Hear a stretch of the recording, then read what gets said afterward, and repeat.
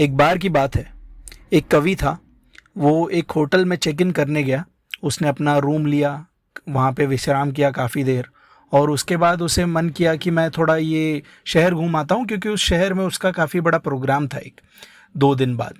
तो उसने सोचा अब मेरे पास टाइम रखा ही है तो मैं कहीं चला जाता हूँ, हो सकता है मुझे कहीं से कुछ रुचि मिल जाए, कहीं से मैं प्रभावित हो जाऊँ और कोई नई कविता का ख्याल आ जाए। तो वो जा ही रहा था कि उसने देखा कि गलियारी में एक कमरा है।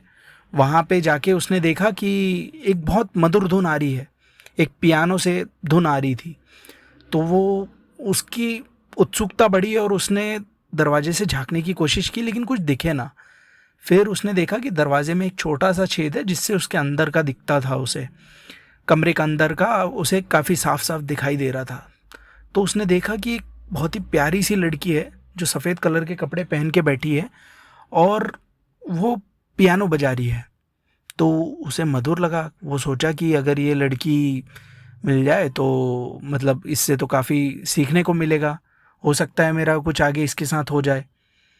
तो फिर वो उसके दिमाग में कुछ और ख्याल आया और वो निकल गया शहर घूमने।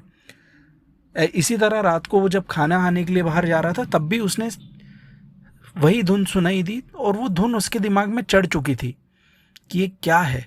वो जाके फिर से देखा, उसने उस छेद से देखा और वो धुन उसके बाद उसको काफ़ी प्यारी लगे।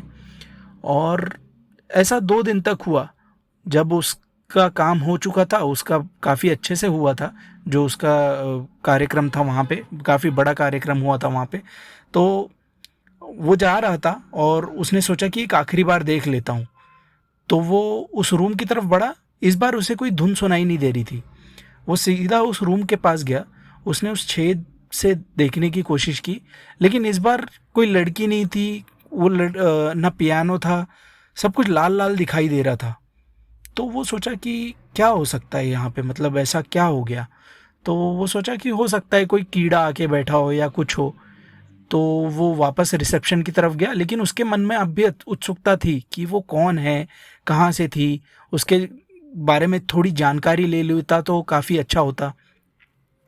होटल के रिसेप्शन पे गया और उसने वहाँ पे एक लेडी थी, उससे बात किया। तो उस लेडी से उसने पूछा कि इस रूम नंबर में कौन रहता है। तो वो लड़की ने बोला कि वहाँ तो कोई नहीं रहता है। तो वो बोला नहीं नहीं, मैं तो अभी 3 दिन से, काफ़ी दिन से वहाँ पे मधुर धुन सुन रहा हूँ पियानो का।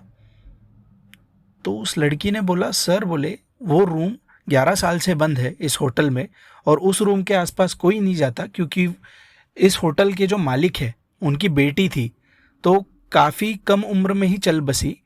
तो लेकिन उस लड़की की एक खासियत थी साहब, बोले। तो वो लड़का बोला ये कुछ जम नहीं रही बात, कवि को कुछ समझ में नहीं आया। तो कवि बोला कि ठीक है बताओ। तो वो बोला कि लड़की जब मरी थी तो उसने सफ़ेद कलर के ड्रेस पहनी थी, और दूसरा उसकी आंखें लाल थी, जो कि बहुत कम लोगों में लोगों की लाल आंखें रहती है।